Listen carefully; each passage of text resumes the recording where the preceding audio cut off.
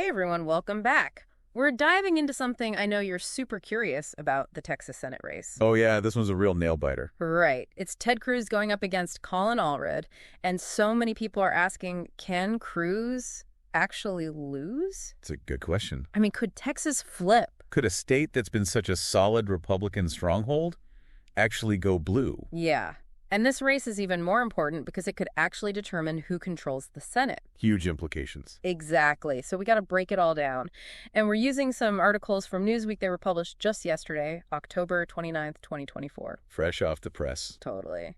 Now, we always hear Texas is reliably Republican, but I bet you're wondering, when was the last time a Democrat actually won a Senate seat there? You'd have to go all the way back to 1988. Wow, 1988. That's a long time. It really puts things in perspective, doesn't it? It does. Like how big of a deal it would be if Allred actually won. It would be huge. And here's the thing. Most of the forecasters and polls, they still say Cruz is favored to win, but some of these polls are showing a much closer race than anyone expected. True 538 has Cruz with a 3.4-point lead. And Decision Desk HQ. They have him up by 3.1 points. Okay, so those might sound like comfortable margins, but we're talking about Texas. Right, a state where Republicans usually win by landslides. So these numbers, they're making everyone nervous. They really are. In this context, that's practically a tie. It makes you think something might be shifting in Texas politics, wouldn't you say? Yeah, there's definitely something going on. And then you have this internal poll from GBAO Strategies. This one really shook things up. Oh yeah, tell me about that one. This poll actually shows Cruz and Allred tied at 46%. Whoa. That's a huge deal. Absolutely. Can you walk us through what an internal poll is and why this one is causing such a stir? Sure. So an internal poll is basically a poll that's done by a candidate's own campaign or party. So it's like they're polling their own voters. Kind of. It's more like they're trying to get a sense of how things are looking from their perspective. I see. So it's not necessarily as objective as a poll from like a big polling firm. Right. It can be a little biased, Yeah. but it can also be really helpful for campaigns because they can tailor the questions to specific groups of voters and get a more granular understanding of where they stand. So it looks like a sneak peek behind the curtain. Exactly. And in this case, Allred's campaign is using this poll very strategically. They're blasting it all over social media, trying to build momentum and excitement. They're saying, look, this race is winnable. Exactly. And it's not just this one poll either. The Activote and New York Times Siena College polls, they show Cruz with a bit more of a cushion, 5 and 4 points respectively. But even those leads are smaller than his margin of victory over Beto O'Rourke in 2018. Wow. And that 2018 race was considered pretty close for Texas, right? It was. So even the polls that show Cruz ahead are suggesting there's a shift happening. It's like the ground is shaking under our feet. Right. Remember, O'Rourke's campaign really energized Democrats in Texas and across the country. The fact that Cruz's lead isn't as large this time around could mean those voters are still fired up and ready to make Texas a little less red. Okay, so this is getting interesting. And then there's the Emerson College Polling the Hill poll. This one showed Cruz up by just a single point. 1 point. What makes this poll particularly fascinating is the trend it observed over time. Yeah, so during the polling period, Cruz's support actually went down while Allred's went up. Really? Yep. Which suggests that Allred might be gaining momentum as we get closer to Election Day. Plus, his name recognition is growing, which is super important for a challenger trying to unseat an incumbent. You can't vote for someone you've never heard of. Exactly. Yeah. So we've got all these polls, each with its own quirks and nuances, some showing a super tight race, others giving Cruz a bit more breathing room. But the one thing they all seem to agree on is that this is way closer than anyone predicted, no doubt. And that's why it's getting so much national attention. Right, because this isn't just about Texas. This race could have ripple effects across the entire country. It could change the balance of power in the Senate, which would have a huge impact on, well, everything. Okay, so we've got the polls, we've got the national implications, but what does it all mean for the average person? Like, why should someone in, say, California or Maine care about what's happening in Texas? That's a great question, and we're going to tackle it head on right after a quick word from our sponsors. So stick with us. We'll be right back.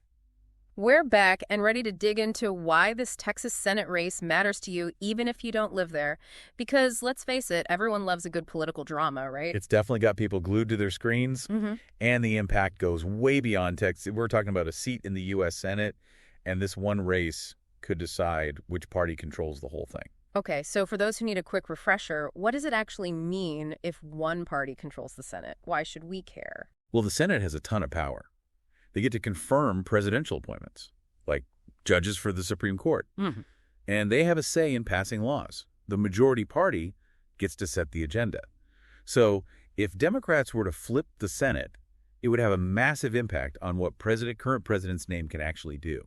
So it's not just about bragging rights. It can actually change the direction of the country. Absolutely. Yeah. And if Allred were to win in Texas, it would send shockwaves through the political establishment. It would be a sign that Democrats are making inroads in places that used to be solidly Republican. Right. Like, hold on, is Texas actually becoming a swing state? Exactly. And, Newsweek also mentioned Florida as another state that Democrats are targeting for both the Senate and the presidential election. I'm curious what you think. How might these races influence each other? It's like a domino effect, right? If Democrats can flip Texas, it could give them momentum in other states that were once considered Republican strongholds. That makes sense. They'd be riding a wave of success. Exactly. Texas and Florida are both large, diverse states, and they've been trending more Democratic in recent years. If Democrats can win big in either one, it could really energize their base and make them feel like anything is possible. It would also force Republicans to rethink their strategies. Totally. They couldn't just assume they'll win in those states anymore. They'd have to start investing more resources and paying closer attention to the changing demographics and the voters. So we've talked about the national implications, but let's zoom back in on Texas.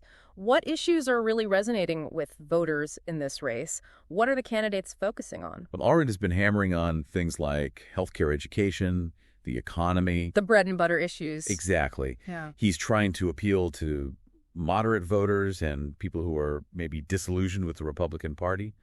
And he's also playing up his background as a former NFL player and a civil rights attorney. So he's presenting himself as a unifier? Exactly. Somebody who can bring people together. Yeah.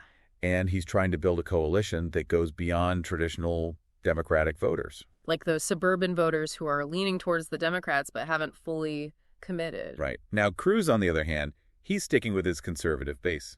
So what's he hitting on? Issues like border security, gun rights, opposition to abortion. The classic conservative talking points. Right. He's also trying to link Allred to national Democrats like Democratic political figure and Democratic political figure, hoping to make him look too liberal for Texas. It's a classic political strategy, trying to paint your opponent as too extreme. Exactly. So Yeah. you've got one candidate who's trying to expand the electorate and one who's trying to energize his base. Two very different approaches. And it's just too close to call. Like a political thriller unfolding in real time. It really is. And it shows that even in a state like Texas, things are changing. The political landscape is shifting. And this Senate race is the perfect example of that. We've covered the polls, the national implications, the candidate strategies. Now for the final act of our deep dive, we're going to ask you, the listener, to put on your prognosticator hat. What do you think the future holds for Texas politics? Stay tuned. We'll be right back. We're back for the final stretch of our Texas deep dive. Phew, it's been a wild ride, hasn't it? From those nail-biting polls to talk of a potential political earthquake, this race has everything. It really does. It shows just how dynamic and unpredictable politics can be. Especially in a state like Texas, which is going through such a fascinating transformation right now. Totally. So much is changing. Okay, so let's end with a thought-provoking question for you, our listeners. We know you all love those aha moments, so here it is. If Allred were to actually pull off this upset and win, what would that tell us about the future of Texas as a Republican stronghold? Would this be the end of an era? It would definitely be a huge turning point. Just imagine Texas, the state that gave us Lyndon B. Johnson and so many conservative icons, electing a Democrat to the Senate. It would be like, whoa, what just happened? Exactly. It would send a really powerful message that Texas is no longer a guaranteed win for Republicans. I can see the headlines now. Texas goes purple, the red state blues. Right. And think about what it would mean for the 2024 presidential election. If Texas were to actually become a battleground state, it would completely change the electoral map. Both parties would have to pour resources into Texas. Yeah. And it could even tip the scales in favor of the Democratic candidate. Wow. That's a major shift. Talk about a political paradigm shift. It really is. Yeah. And it all goes back to demographics. Texas is becoming increasingly diverse. Especially the growing Latino population. Right. They could be a decisive factor in future elections. And let's not forget about the younger generation. Oh, yeah. They're a force to be reckoned with. They tend to be more progressive on issues like climate change and social justice. Their votes could have a huge impact, not just in Texas, but across the whole country. So as we wrap up this deep dive, we want to leave you with this final thought. This Texas Senate race, It's more than just a contest between two candidates.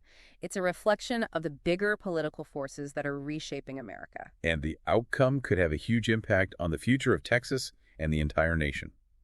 It's a reminder that politics is never static. Things are constantly changing, and we're living through a really dynamic period in American history. We're seeing it play out right in front of us.